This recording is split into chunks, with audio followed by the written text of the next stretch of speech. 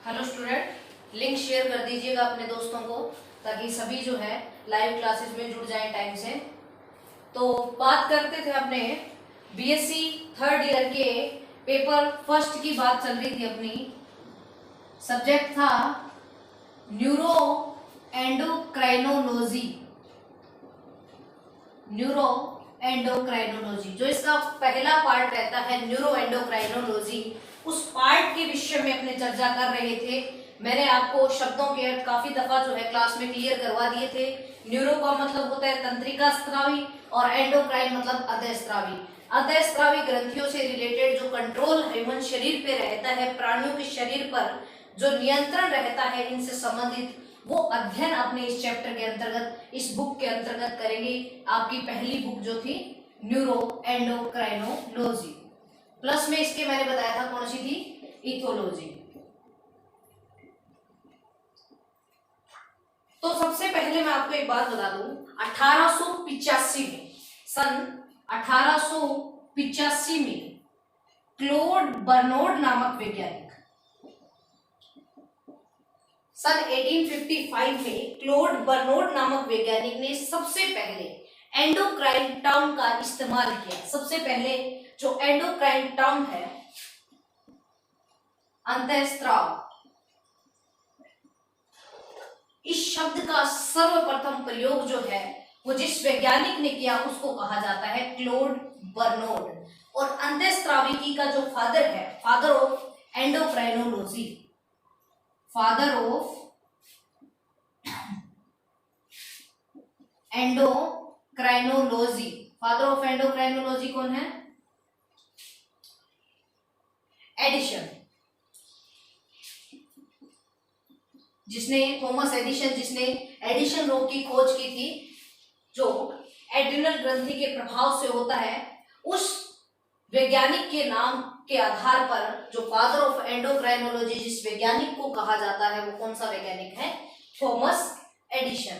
इसके बाद में जो प्रश्न उठकर सामने आता है कि सबसे पहले जो हार्मोन शब्द है, हार्मोन शब्द वो किसने प्रतिपादित किया? 1885 में क्लोड बर्नौड ने एंडोक्राइन शब्द का इस्तेमाल किया और फादर ऑफ एंडोक्राइनोलॉजी एडिशन को कहा जाता है। और सबसे पहले जो हार्मोन शब्द का इस्तेमाल किया था वो था स्टर्लिंग। स्टर्लिंग ने सबसे पहले हार्मोन शब्द का प्रतिपादन 1905 में किया। 1905 में स्टर्लिंग ने सबसे पहले हार्मोन शब्द का प्रतिपादन किया। उसके बाद में जो प्रश्न उठकर सामने आता है उसके अंदर है कि सबसे पहले कौन सा हार्मोन जो है वो खोजा गया। सबसे पहले जो हार्मोन खोजा गया वो है सिक्रिटिन।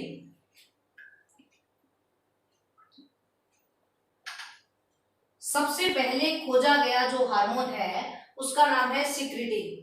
कहां से रिलेटेड होता है सिक्रिटिन हार्मोन? सिक्रिटिन हार्मोन कहां से संबंधित होता है? अगर किसी को मालूम है तो कमेंट करके बताइएगा, लिंक शेयर कीजिएगा।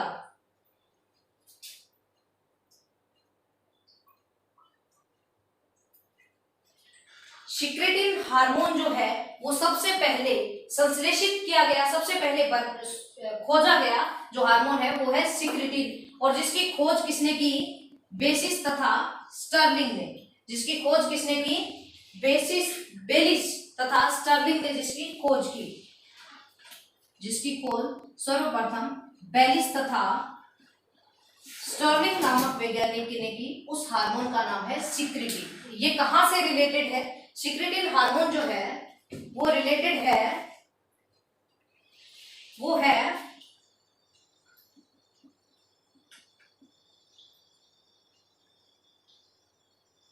सिक्रिटिन हार्मोन हम पढ़ते हैं ग्रहणी, ड्यूडेनम जिसको कहा जाता है ग्रहणी। ग्रहणी कौन से भाग को, पाचन तंत्र के किस भाग को ग्रहणी कहा जाता है? ग्रहणी जो है ड्यूडेनम जिसको कहा जाता है, जहां से पीठ, स्टमक, जिस भाग से स्टमक आकर स्मॉल इंटेस्टाइन से कनेक्ट होता है, जिस भाग पर स्टमक आकर स्मॉल इंटेस्टाइन से कनेक्ट होता है, उस मुड़ावदार भाग को क्या कहा जाता है? ग्रहिणी कहा जाता है। और उस ग्रहिणी की श्लेष्मा के द्वारा जो हार्मोन सिक्रीट किया जाता है उसको कहा जाता है सिक्रीटिन। तो सबसे पहले खोजा गया हार्मोन बेलिस तथा स्टर्लिंग ने खोजा, और सबसे पहले खोजा गया हार्मोन कौन सा है? सिक्रीटिन। सर्वप्रथम जिसकी खोज हुई वो हार्मोन कौन सा है? सिक्रीटिन। कहां बनता है? ग्रहिणी ड्यूडेनम की श्लेष्मा दीवारों के द्वारा ये संश्लेषित किया जाता है, बनाया जाता है। अब इसका काम कहां से रिलेटेड होगा? क्योंकि ये हार्मोन जो है पाचन तंत्र से संबंधित है, तो इसका जो काम निकल कर आता है वो रिलेटेड होता है पाचन तंत्र से संबंधित। ये जाकर क्या करेगा? अग्नाशय या लीवर को, अग्नाशय और लीवर को क्या करेगा? हार्मोन स्त्राव के लिए प्रेरित करेगा। पाचन संबंधी हार्मोन स्त्राव के लिए प्रेरण करने का काम करता है, वो हार्मोन होता है सिक्रीटिन। अब जो अंतःस्रावी ग्रंथियां, जो स्रावी भाग होते हैं, वो दो प्रकार के माने जाते हैं। एक तो कहा जाता है अंतःस्रावी और दूसरा कहा जाता है बहिस्रावी। दो टर्म निकलकर अपने सामने आती है, एक तो आती है अंतःस्रावी और दूसरी टर्म आती है बहिस्रावी। दोनों टर्म में क्या अंतर है? अंतःस्रावी और बहिस्रावी दोनों जो शब्द है उनमें क्या अंतर है? नाम से स्पष्ट है, अंतःस्रावी ऐसी ग्रंथियां जो अपने हार्मोन का बिना किसी वेजल्स के थ्रू, बिना किसी वाहिनी के थ्रू सीधा ब्लड में छोड़ देती है, वो है अंतःस्रावी। और अन्य जो ग्रंथियां होती है जिसके लिए किसी न किसी वेजल्स या वाहिनी की आवश्यकता होती है, वो कौन सी होती है? बहिस्रावी ग्लैंड होती है। ठीक है, तो ये टर्म जो है यहां से निकलकर सामने आती है। और एक बताई थी मैंने न्यूरोस्त्रावी, तंत्रिका स्त्रावी। और तंत्रिका स्त्रावी कौन सी होती है? जो तंत्रिका हार्मोन का सिक्रीट करती है, जैसे जिसका उदाहरण बताया था मैंने एडीएच और ऑक्सीटोसिन, जिसका एग्जांपल मैंने बताया था एडीएच और ऑक्सीटोसिन, जो किसके द्वारा? हाइपोथैलेमस, न्यूरो हाइपोफाइसिस के द्वारा, जो न्यूरो हाइपोफाइसिस के द्वारा सिक्रीट होते हैं। एडीएच और oxytocin anti diuretic hormone, vasopressin जिसको कहा जाता है, ऑक्सीटोसिन जो कौन सा है? न्यूरोसिक्रेटरी हार्मोन होते हैं। दो टर्म निकल कर आ रही है, अंतःस्रावी और बहिस्रावी। ये जो हिस्ट्री के तौर पर अपनों ने पढ़ा कि 1885 में सबसे पहले एंडोक्राइन शब्द का इस्तेमाल किया गया। ये जो वो टर्म है जो आपके लिखने की शैली को मजबूत बनाएगी, और अगर कंपटीशन के एग्जाम में भी देखा जाए तो यहीं से प्रश्न जो होते हैं वो पुट आउट होते हैं। तो 1885 में क्लोड बर्नोड ने एंडोक्राइन शब्द का इस्तेमाल किया, और फादर ऑफ एंडोक्राइनोलॉजी किसे कहा जाता है? थॉमस एडिसन को कहा जाता है, जिसने एडिशन रोग की खोज की थी। और हार्मोन शब्द का सर्वप्रथम प्रयोग जिस वैज्ञानिक ने किया उसको कहा जाता है स्टर्लिंग नामक वैज्ञानिक, जिसने 1905 में हार्मोन शब्द दिया। उसके बाद में सबसे पहले जो हार्मोन खोजा गया वो हार्मोन है सिक्रीटिन, जो ग्रहिणी या ड्यूडेनम के द्वारा सिक्रीट होता है। इसकी श्लेष्मा की दीवारों के द्वारा जो सिक्रीट होता है वो कौन सा है? Secretin hormone. और इसकी खोज जो है वो सर्वप्रथम की गई, और इसकी खोज जिस वैज्ञानिक ने की उसको क्या कहा जाता है? बेलिस और स्टर्लिंग कहा जाता है। और ये पाचन से संबंधित हार्मोन है। अब एक प्रश्न उठकर सामने आता है कि कौन सा हार्मोन सर्वप्रथम प्रयोगशाला में कृत्रिम तौर पर बनाया गया? तो सबसे पहले संश्लेषित हार्मोन जो है वो कौन सा है? इंसुलिन। सबसे पहले जो हार्मोन संश्लेषित किया गया वो हार्मोन कौन सा है? इंसुलिन। सर्वप्रथम प्रयोगशाला संश्लेषित हार्मोन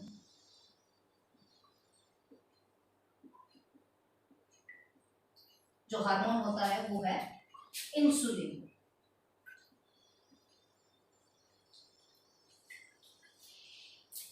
इस तरह ये कुछ महत्वपूर्ण प्रश्न जो है अंतःस्रावी ग्रंथियों से रिलेटेड हमारे सामने निकलकर आते हैं। चलिए अब हम बात करते हैं महत्वपूर्ण अंतःस्रावी ग्रंथियों की। स्क्रीनशॉट लेना है तो ले लीजिएगा।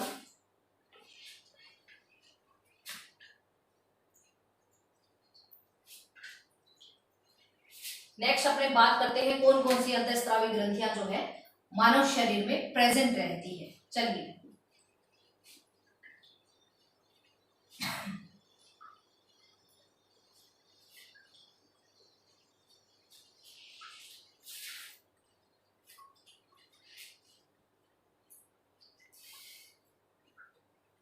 लगातार लाइव क्लासेस चलते हुए आज आपका शायद 5वां दिन है, लेकिन आपकी संख्या जो है वो बहुत कम है जुड़ने की। 14 से 15 स्टूडेंट मात्र बायो के, कभी कई बार 20 जुड़ जाते हैं, कई बार 22 जुड़ जाते हैं, लेकिन ये संख्या जो है आपकी जागरूकता की द्योतक नहीं है। आप अपने साथियों को लिंक शेयर कीजिए, जागरूक रहिए। सबसे ज्यादा जो है आप लोग जो है इस लाइव क्लासेस के हिस्सेदार हैं, आप ही इन्हें जागरूक बनाकर जो है कंटिन्यू रख सकते हैं, वरना ये जो है इस तरह जो आप अगर आपकी उपस्थिति रहेगी तो ये रेगुलर होना हमारे लिए भी मुश्किल होती जा रही है। नेक्स्ट अपनी बात करते हैं पीनियल ग्रंथि की। कौन सी ग्रंथि? पीनियल ग्रंथि।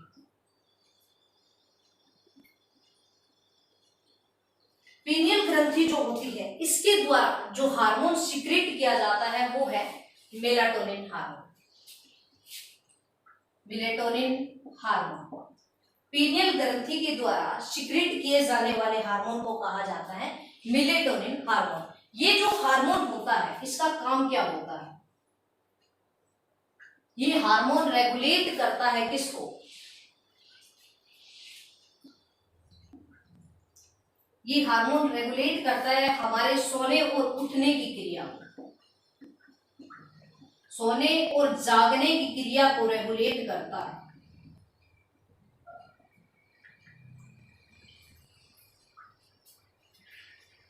पीनियल ग्रंथि के द्वारा स्रावित होने वाले हार्मोन को मेलाटोनिन हार्मोन कहा जाता है, और ये हार्मोन सोने और जागने की क्रिया को रेगुलेट करता है, और इसके द्वारा स्रावित हार्मोन को, इसको सेक्सुअल बायोलॉजिकल क्लॉक हार्मोन भी कहा जाता है।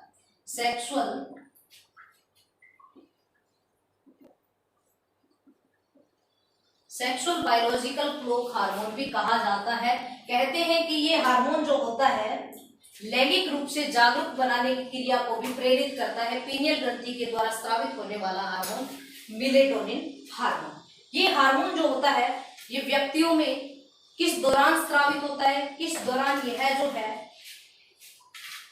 क्रियाओं को नियंत्रित करता है, वो हार्मोन है पीनियल ग्रंथि। ये हार्मोन मेलाटोनिन का सिक्रेशन करके हमारे शरीर में सोने व जागने की क्रिया को नियंत्रित करता है। इसकी दर प्रकाश पर भी निर्भर करती है कि किस प्रकाश में ये कितना स्रावित होना है। प्रकाश के साथ इसकी दर घटती व बढ़ती रहती है। तो ये हार्मोन जो होता है सोने व जागने की क्रिया को रेगुलेट करता है, पीनियल ग्रंथि के द्वारा स्रावित होने वाला हार्मोन। ठीक है, नेक्स्ट अपने बात करते हैं महत्वपूर्ण ग्रंथि हाइपोथैलेमस की बात।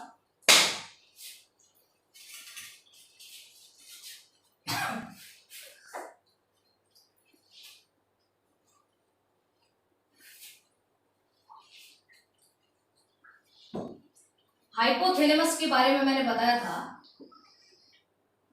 कि यह 2 तरह के फैक्टर रिलीज करता है जो रेगुलेट करता है डायरेक्ट प्यूस ग्रंथि को। कौन कौन से फैक्टर रिलीज करता है?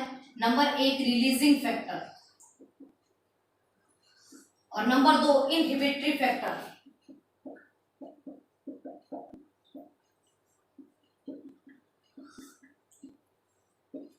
एक तो प्रेरक और एक रोकने वाला। 2 तरह के फैक्टर जो है हाइपोथैलेमस रिलीज करता है, और ये डायरेक्ट जाकर किस पर प्रभाव डालते हैं? ये अपना प्रभाव डालते हैं पीयूष ग्रंथि पर।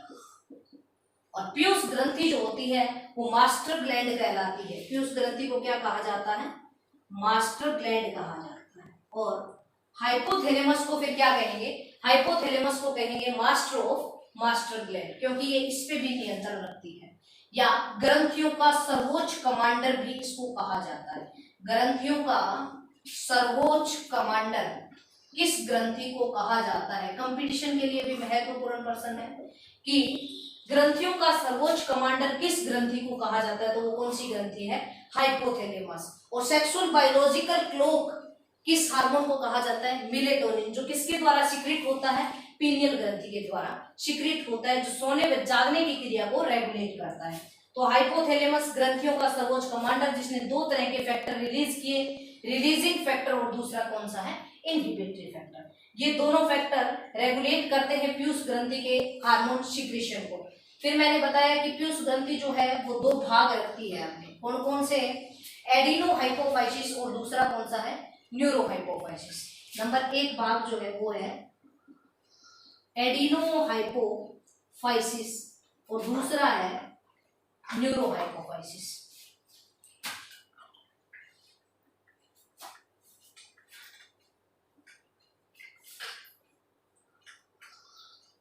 अब प्रश्न उठकर सामने आता है कि पीयूष ग्रंथि का एडिनोहाइपोफाइसिस भाग कितना प्रतिशत भाग बनाता है। आंसर दीजिएगा अगर किसी को मालूम है तो। पीयूष ग्रंथि का एडिनोहाइपोफाइसिस भाग इस ग्रंथि का कितना प्रतिशत भाग बनाता है। कमेंट देकर बताइएगा कि एडिनोहाइपोफाइसिस कितना प्रतिशत भाग बनाता है।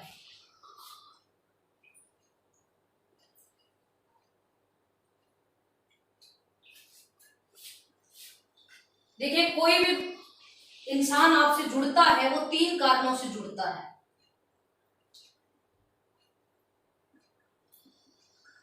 भाव, प्रभाव और अभाव।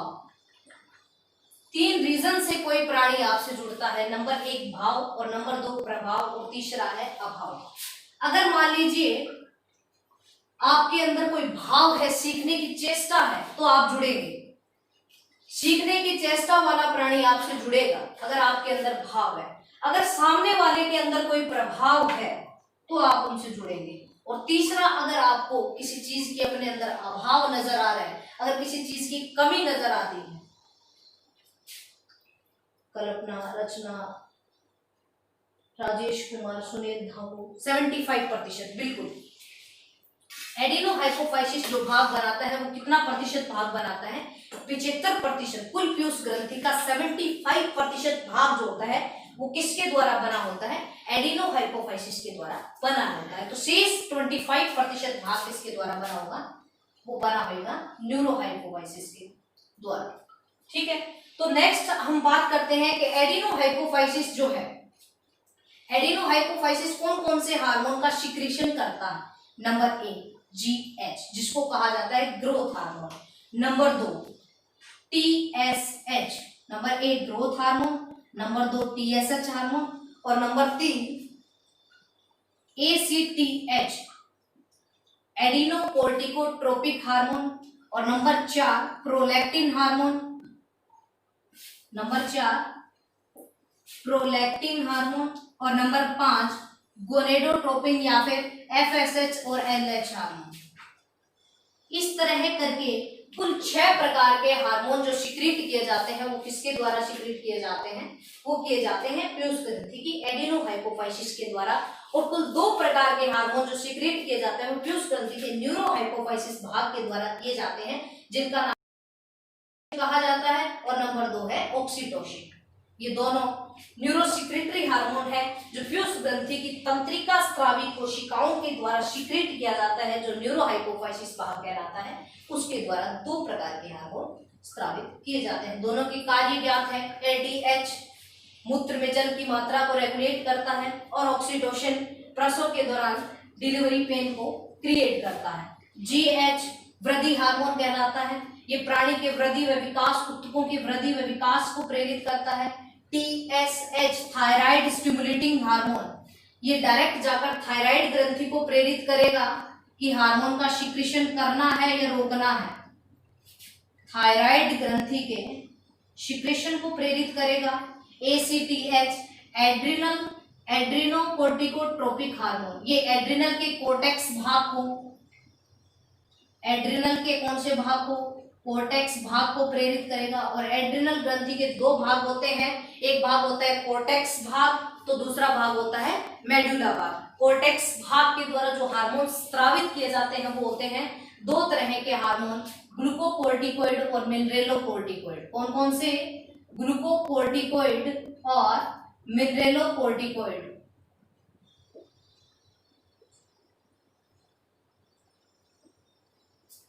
ग्रोथ हार्मोन वृद्धि को प्रेरित कर रहा है, वहीं थायराइड स्टिमुलेटिंग हार्मोन थायराइड ग्रंथि के हार्मोन स्राव को प्रेरित कर रहा है, वहीं ACTH एड्रिनल के कोर्टेक्स भाग को हार्मोन स्राव के लिए प्रेरित कर रहा है। अब बात करते हैं अपने प्रोलैक्टिन हार्मोन की। प्रोलैक्टिन जो हार्मोन जो होता है ये दुग्ध स्राव की क्रिया को रेगुलेट करता है।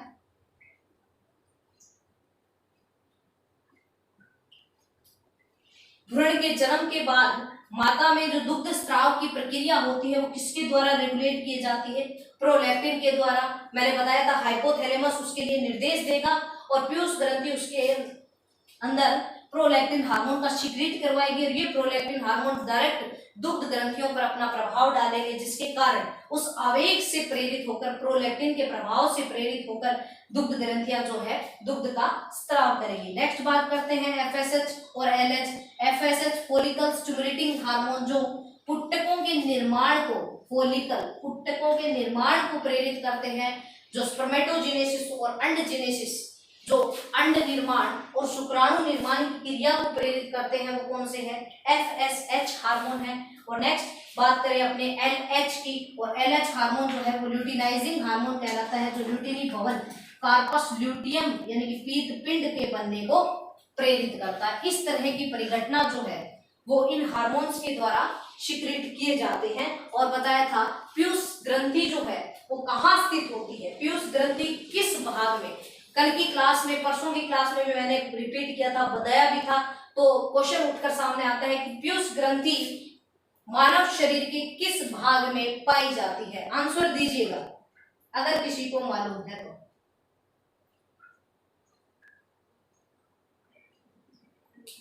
राजेश कुमार मैम, इसे सेक्सुअल बायोलॉजिकल क्लॉक बोलते हैं ना? हाँ जी बिल्कुल, इसको सेक्सुअल बायोलॉजिकल क्लॉक बोलते हैं।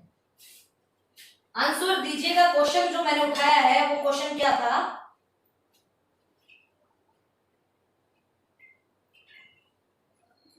बताइएगा।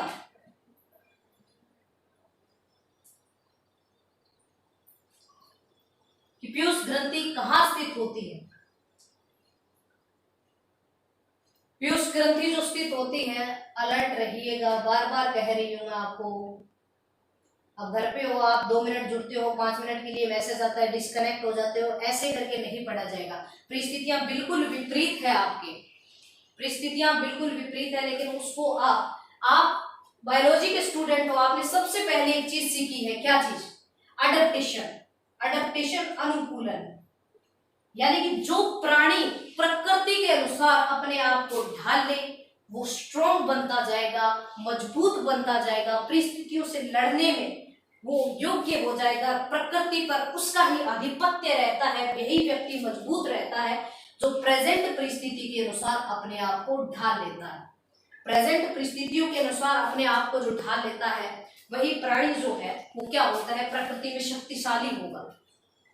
आपने न्यूटन का नाम सभी ने सुना है। न्यूटन सन 1661 और 62 की बात है, जब न्यूटन जिस महाविद्यालय में जिस तरह वो स्टडी कर रहे थे, उस दौरान एक ब्यूबेनिक नाम की एक डिजीज आई थी, और वो डिजीज जो थी वो संपूर्ण विश्व में उस दौरान वहां उस प्रभावित क्षेत्र में फैल गई थी।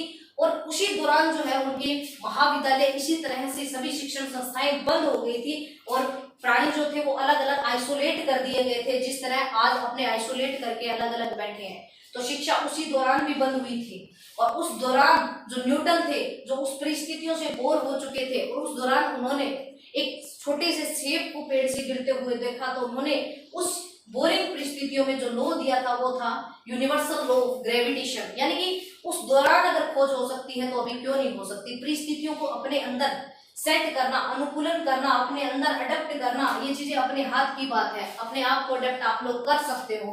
तो क्वेश्चन जो मैंने पूछा था उसका आंसर सेलाटर्शिका, Anshika Chauhan very good, Rachna Bhangu very good, सेलाटर्शिका। जो स्फीनोइड अस्थि जो मस्तिष्क में पाई जाती है उसकी सेलाटर्शिका भाग में जो पाया जाता है, जो ग्लैंड पाई जाती है, उसको कौन सी ग्लैंड कहा जाता है? पीयूष ग्रंथि। और इसका निर्माण कहां से होता है? इसका निर्माण होता है भ्रूण की एक्टोड्रम से। भ्रूण की एक्टोड्रम से जो ग्लैंड बनती है वो पीयूष ग्रंथि का जिक्र आपने कर रहे हैं, और इससे जो हार्मोन स्रावित हो रहे हैं वो इस तरह के हार्मोन हैं। ठीक है, चलिए नेक्स्ट अपनी बात करते हैं। 3 ग्रंथियां हमने पढ़ी।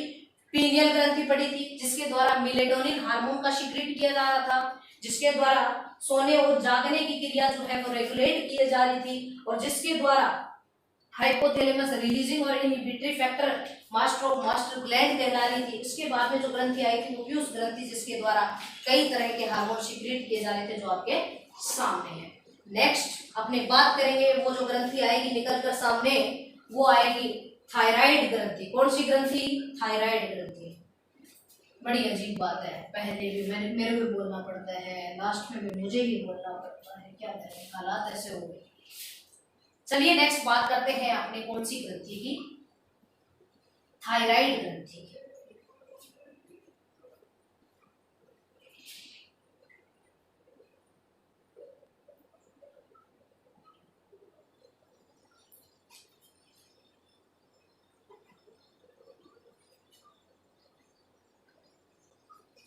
नेक्स्ट बात करते हैं अपने थायराइड ग्लैंड की। कौन सी ग्लैंड? थायराइड ग्रंथि। मैं आपको बता दूं, थायराइड ग्लैंड जो है वो शरीर की सबसे बड़ी ग्रंथि है। सबसे बड़ी ग्रंथि कौन सी है? थायराइड। सबसे बड़ी अंतःस्रावी, ड्रम की तरह ध्यान दीजिएगा, सबसे बड़ी अंतःस्रावी ग्रंथि कौन सी है? सबसे बड़ी अंतःस्रावी ग्रंथि कौन सी है? थायराइड ग्रंथि। इसकी खोज किस वैज्ञानिक ने की? वो है थॉमस बोल्टर। शरीर की सबसे बड़ी अंतःस्रावी ग्रंथि जो है वो कौन सी है? थायराइड ग्रंथि। और इसकी खोज जिस वैज्ञानिक ने की वो कौन से है? थॉमस बोल्टर। थॉमस बोल्टर ने जिसकी खोज की। अब बात करते हैं कि ये जो है, इस हार्मोन का कार्य क्या होता है? ये हार्मोन रेगुलेट करता है किसको? बीएमआर को। बीएमआर को, यानी कि हमारी जो शरीर में होने वाली बायोलॉजिकल मेटाबॉलिक जो रेट होती है, एक्शंस की जो रेट होती है, जैविक क्रियाओं की रासायनिक मेटाबॉलिक जो रेट होती है, उसको क्या करती है? ये रेगुलेट करती है। शरीर में होने वाली समस्त रासायनिक प्रक्रियाओं की दर को, समस्त रासायनिक प्रक्रियाओं की दर को, एक ऐसा हार्मोन जो शरीर में होने वाली समस्त रासायनिक प्रक्रियाओं की दर को रेगुलेट करता है, कौन सा हार्मोन कहलाता है? थायराइड ग्रंथि के द्वारा स्रावित होने वाला थायरोक्सिन हार्मोन कहलाता है। खोज किसने की? थॉमस बोल्टर ने। सबसे बड़ी अंतःस्रावी ग्रंथि है, रासायनिक उपापचयी क्रियाओं की दर को रेगुलेट करता है, वो हार्मोन कौन सा है? थायरोक्सिन हार्मोन है। नेक्स्ट पर्सन जो अपने सामने निकल कर आता है वो पर्सन कौन सा है?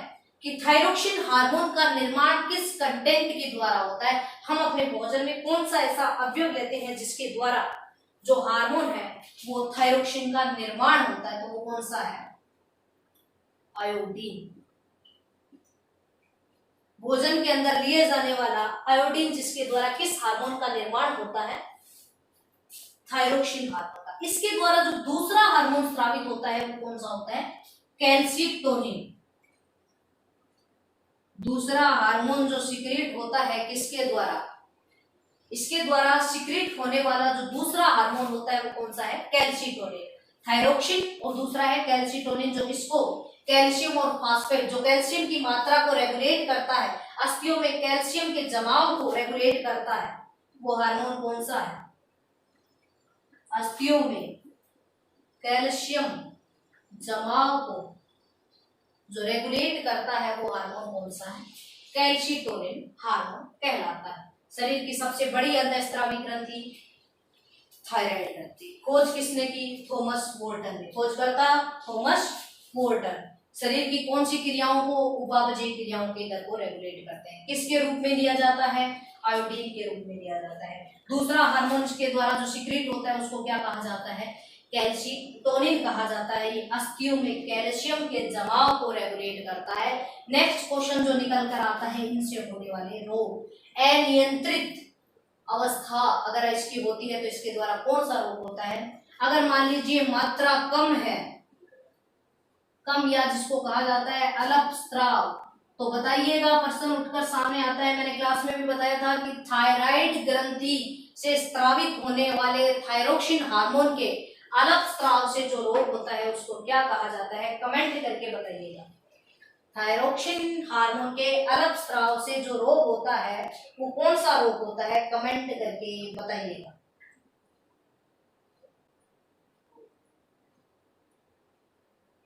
टाइम नहीं लगना चाहिए, टाइपिंग आपकी बहुत फास्ट है। नेक्स्ट क्लास का टाइम हो रहा है। वेरी गुड, कल्पना महिला बता रही है ग्वाइटर रोग, जिसको घेंगा रोग भी कहा जाता है। ग्वाइटर जिसको गोंगा, जिसमें घेंगा रोग जिसमें गला फूलकर बाहर आ जाता है, वो रोग कौन सा होता है? ग्वाइटर रोग जिसको कहा जाता है। नेक्स्ट पर्सन जो निकलकर सामने आता है वो कौन सा है? अति स्त्राव से कौन सा रोग होएगा? अति स्त्राव से, थायरोक्सिन ग्रंथि के अति स्त्राव से जो रोग होता है वो कौन सा रोग होता है? थायराइड ग्रंथि के अति स्त्राव से जो रोग होता है उसको क्या कहा जाता है? थायराइड ग्रंथि के अति स्त्राव, अधिक स्त्राव से जो रोग होता है उसको क्या कहा जाता है? कमेंट करके बताइएगा। अंशिका चौहान कह रही है ग्वाइटर रोग जो अल्प स्त्राव से होता है। राजेश कुमार ग्वाइटर रोग, वेरी गुड। कुशिंग रोग नहीं। अति स्त्राव से नेत्रों से संबंधित है, नेत्रों से संबंधित, नेत्रों से संबंधित पूछ रही हूं। बिल्कुल, नेत्रों से संबंधित राजेश कुमार बिल्कुल सही आंसर दे रहे हैं कि नेत्रों से संबंधित जो रोग होता है जिसको कहा जाता है एक्सोप्थेल्मिक, या जिसमें हिंदी में कहेंगे नेत्रोत्सेन रोग, जिसके अंदर नेत्र उभर कर बाहर आ जाते हैं, बीएमआर जो दर है वो बढ़ जाती है अति स्त्राव से, जिसके द्वारा जो रोग होता है वो कौन सा आता है? नेत्र उभर कर बाहर आ जाते हैं, उसको क्या कहा जाता है? नेत्रोत्सेन रोग कहा जाता है। ठीक है, नेक्स्ट, थायराइड ग्रंथि सबसे बड़ी अंतःस्रावी ग्रंथि, खोज किसने की? थॉमस वॉल्टन ने। 2 हार्मोन सीक्रेट किए जाते हैं, थायरोक्सिन और कैल्शिटोनिन। कितने हार्मोन पढ़ लिए हमने? एक तो हार्मोन पढ़ा हमने जीएच, दूसरा पढ़ा एसीटीएच, तीसरा पढ़ा टीएसएच, चौथा हार्मोन पढ़ा हमने प्रोलैक्टिन, पांचवा हार्मोन हमने पढ़ा एफएसएच, छठा हार्मोन हमने पढ़ा एलएच। सभी के सभी किसके द्वारा स्रावित थे? अग्रभाग के द्वारा, पीयूष ग्रंथि के। 2 हार्मोन एडीएच और ऑक्सीटोसिन पढ़े जो न्यूरोहाइपोफाइसिस भाग के द्वारा, न्यूरोहाइपोफाइसिस भाग के द्वारा। मेलेटोनिन पढ़ा जो पीनियल ग्रंथि के द्वारा सीक्रेट हो रहा था। और 2 हार्मोन पढ़े हमने थायरोक्सिन और कैल्शिटोनिन जो थायराइड ग्रंथि, जो शरीर की सबसे बड़ी अंतःस्रावी ग्रंथि है, उसके द्वारा सीक्रेट किया जाता है। वो हार्मोन कौन सा है? Thyroxine hormone. इस तरह करके 1 2 3 4 5 6 7 8 और 9 10 11 हार्मोन का जिक्र हमने पिछली क्लासों में कर लिया है। इनके द्वारा क्या नियंत्रण होता है, किस किस के प्रकार के इनसे रोग होते हैं, वो समस्त आप अपनी जो नॉलेज वाली किताबें हैं उनमें खोल के पढ़िएगा, अधिक जानकारी लीजिएगा। और कोई डाउट आए तो कमेंट करके पूछिएगा। जुड़े रहिएगा हमारे साथ, लिंक शेयर करते रहिएगा। नेक्स्ट क्लास का वक्त हो रहा है, इसके बाद में जो बीएससी सेकेंड ईयर की क्लास है वो सर लेंगे, तो लिंक शेयर कर दीजिए अपने सहपाठियों के साथ। धन्यवाद।